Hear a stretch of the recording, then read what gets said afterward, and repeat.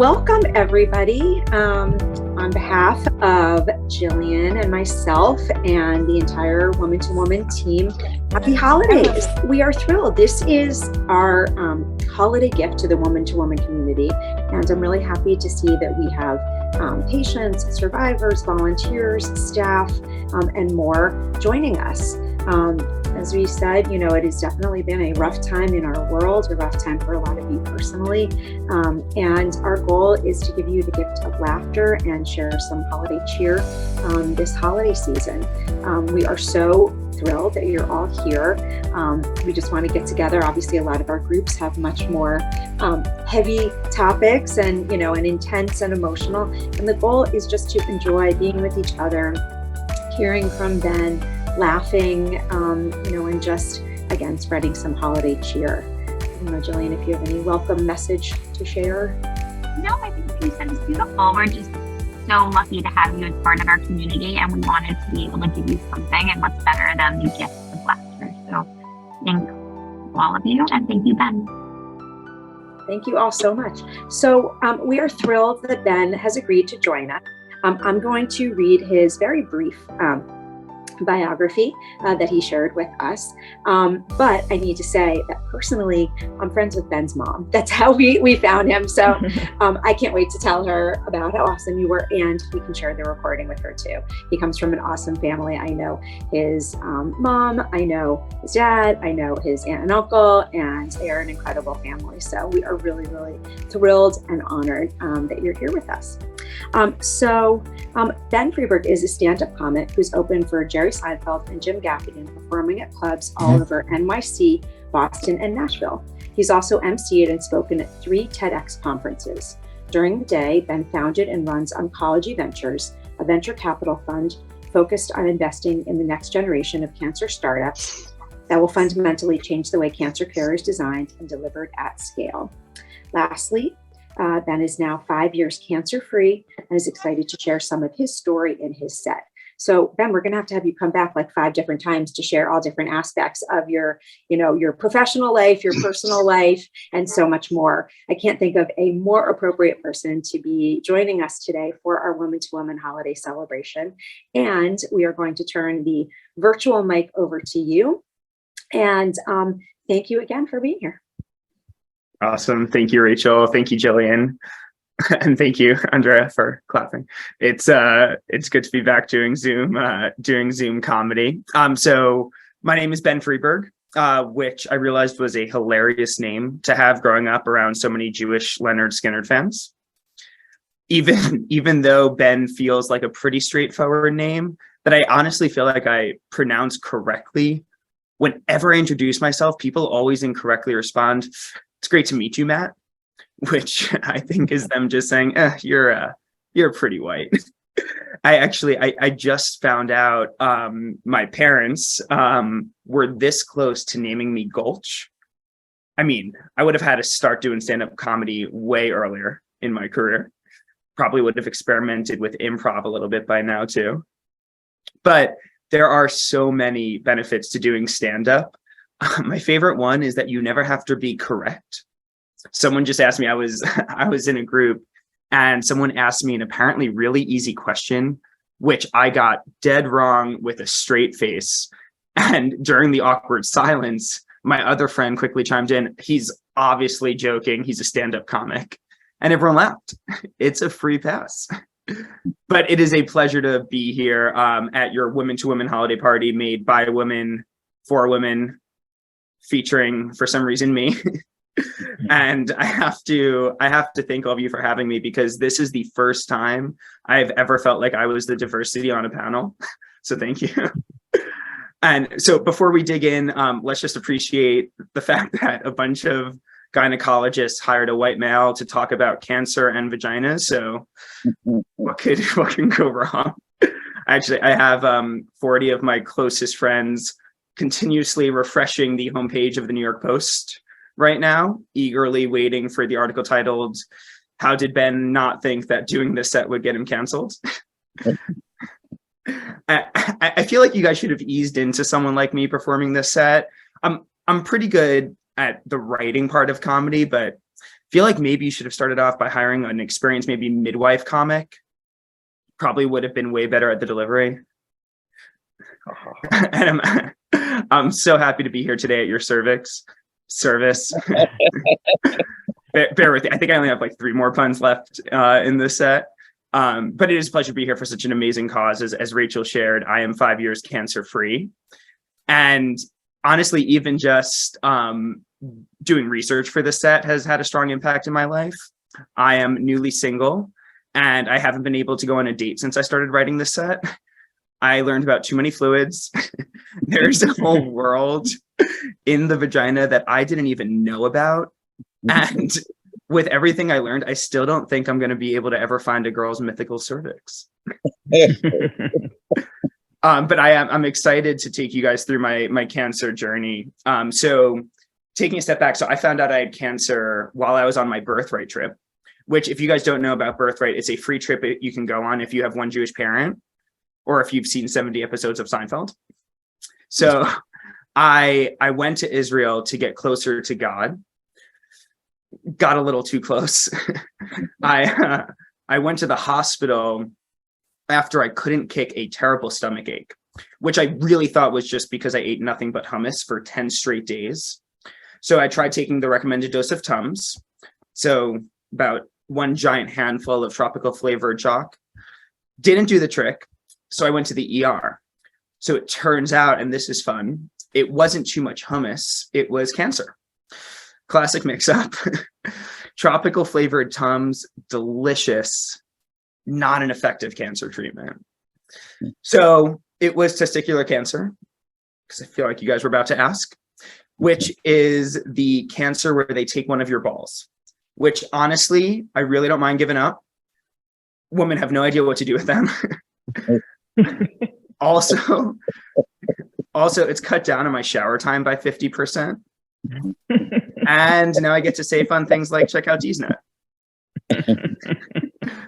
More importantly, now I'm proof that doing stand-up comedy doesn't take balls. It takes ball. So I initially felt weird saying yes to doing this set because I didn't have ovaries. But then after doing some research, I realized that neither do some of you. So I feel like I'm very confident. And I don't know, that may be an overreaction. I think that was my last pun. One of the worst parts of having cancer that I know some of you must feel is having to tell people you have cancer. People have no idea how to react when you tell them. And some people set the bar pretty low. So I was at a party before I lost my hair from chemo, and we were hanging out in the hot tub, and this girl, Kelly, offered me a drink, which I politely turned down. And then she proceeded to ask me 5 times, how are you so sick that you can't have one drink? So I finally told her I had cancer. And then Kelly started crying. So now I have to comfort her. I said, Kelly, I am so sorry that I ruined your party with my cancer. I know I shouldn't have brought my cancer out with me. I always forget to leave it at home. It's so frustrating. And I was so annoyed. I tried leaving the scene as quickly as possible. But I have to tell you, it's pretty hard to get out of a hot tub in a huff. There's no real way to look smooth doing that. It is unbelievably impressive how many people can take your cancer and turn it into their issue that you have to comfort them about. So when I made the decision to get cancer, I underestimated how it would make others so uncomfortable. And that first part of the joke is always fun to say at a comedy club, because there's always one really drunk guy who looks at me and then turns and whispers to whoever he's with. He's like, wait, did you choose to get cancer? Is that a thing? So once my hair fell out, I didn't have to do much explaining. But I got to tell you, it was not easy walking around looking like the love child of Ed Sheeran and Mr. Clean. Especially when it didn't come with their musical talent or amazing body and whatever I would have inherited from Mr. Clean. Fortunately, my hair did grow back. Actually, it came back. I don't know if you could tell, it came back even thicker. Still came back red though.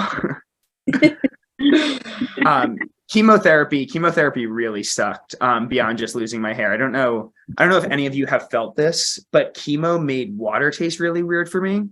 It tasted metallic, except for some reason, Voss water. The other really cool feature of Voss is that when you hold a Voss water bottle up to your ear, you can actually hear the marketing team laughing at you. It's also tough that chemotherapy messes with your fertility. I've started to think about adoption, just in case. It's a hot topic right now. I was thinking about easing into it by adopting a dog, maybe move on up to adopting a kid. But honestly, I don't even know if I'm ready for the responsibility of a dog. So I found a pre-dog step. Have you guys noticed how many people have been adopting highways? The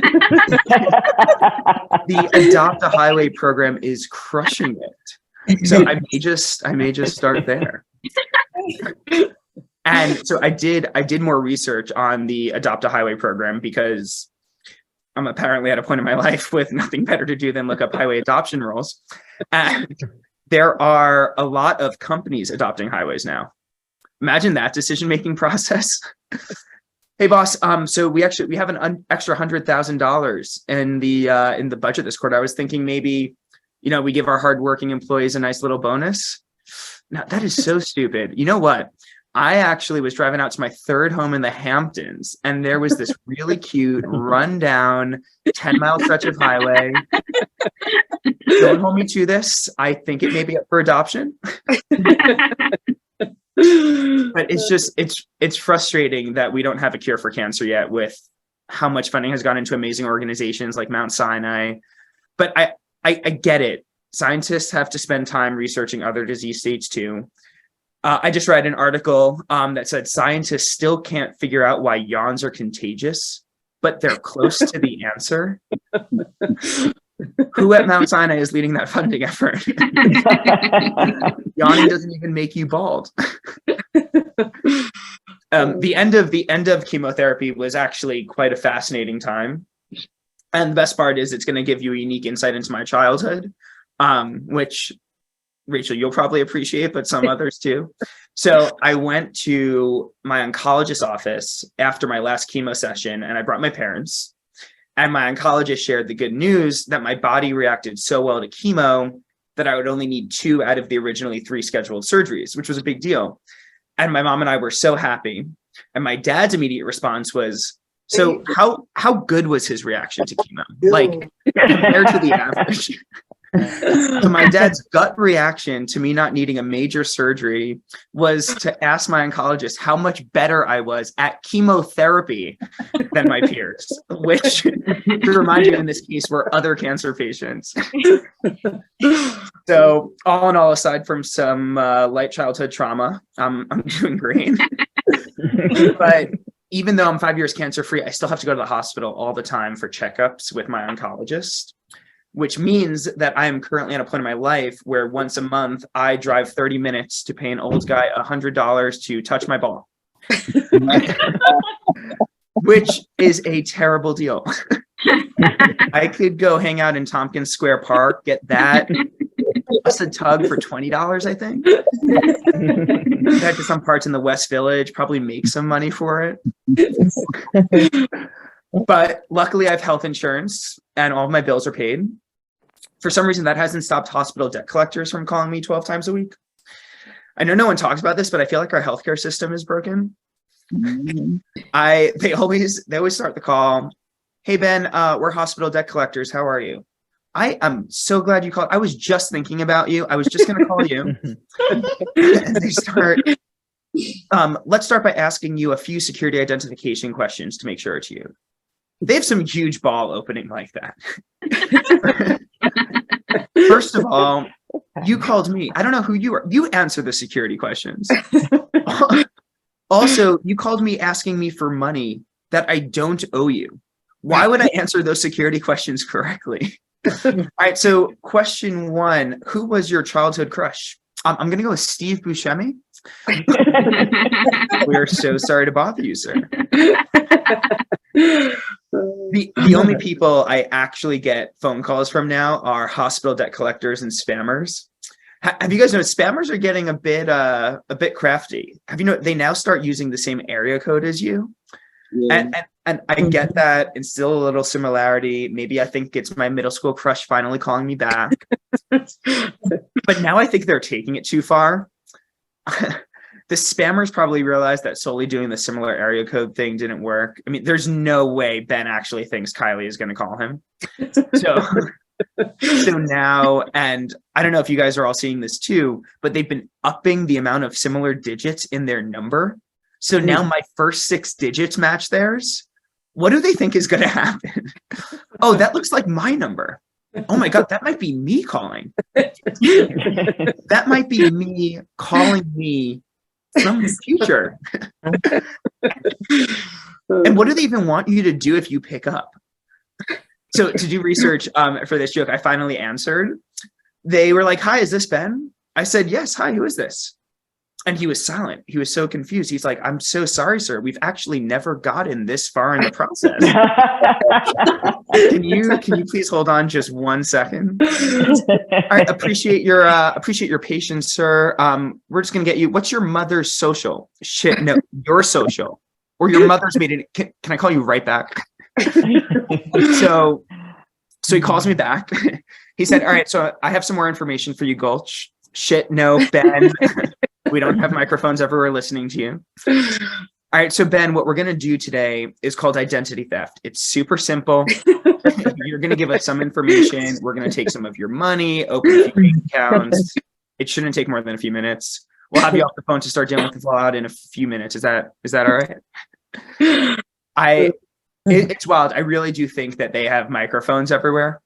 I've gotten comfortable with the fact that Instagram is listening to us all the time. It's honestly quite nice. I never thought I'd get this efficient at online shopping. I can tell a friend at dinner that I want a new bamboo fleece sweatshirt, and then I open Instagram that night and there's an ad for it. My issue though is that once Instagram decides that you want something, they do not stop.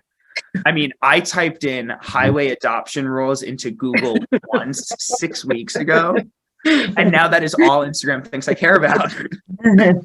The worst part is that the constant ads work. I'm now 12 stretches of highway deep. I didn't even need it. And we're coming up on a year now, so I have to start planning out how I'm going to tell my highways they're adopted. It's going to be a whole thing. I wish there was an option to let Instagram know when you caved and bought the product, so they didn't have to keep getting the same ads. Just a button that says, "Fuck you, you already got me. I adopted part of the LAE."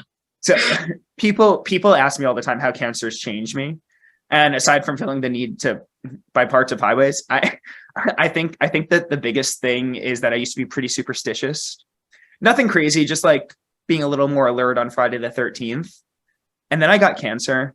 And I know I missed some stuff in my life. Like I stepped on a sidewalk crack, but there is no way I missed one whole cancer's worth of stuff.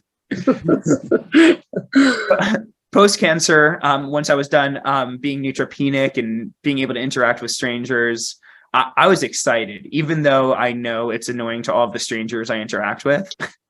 And I know it's annoying because of an encounter I had a few weeks ago when I was on a hike with my friend. So we're on the way up, and not to brag, but we passed by these 2 little kids, brother and sister. And as we passed them, the brother complained to his sister, "Ugh, I'm hungry." So I stopped short. I don't think I could physically hear a kid complain, "I'm hungry," and not hit him with the "Hi, hungry, I'm Ben." I mean, it's a simple slow burn joke for a 10-year-old boy. Like that stays with him for the hike up. So I nail the delivery on the "Hi, hungry, I'm Ben." And he stares at me and then turns to his sister and says, "Why is that guy talking to us?" to which she immediately responds, "Oh, he's just one of those guys who inserts himself into other people's conversations." It's very annoying. So aside from emotionally processing that, I'm doing great. And I appreciate you guys all having me on the show. And hopefully I'll be able to see all of you live in New York City at some point soon, now that I'm back here. And I love living here in New York City. except for the fact that people here care so much about what neighborhood you think they live in. Like my friend who lives on 34th and 3rd just asked me if I wanted to swing by their apartment in Gramercy for a pregame. Oh, did you just get another apartment besides the one in Murray Hill that you just invited me to? And I can make that joke because I used to live in Tribeca. And by Tribeca, I obviously mean I lived in Five-Eye. Anyway, I do think cancer has changed me for the better. And at the end of the day, who wouldn't give their left nut for some solid new material? Thank you, guys. Oh, Ben, thank you so much. That was awesome.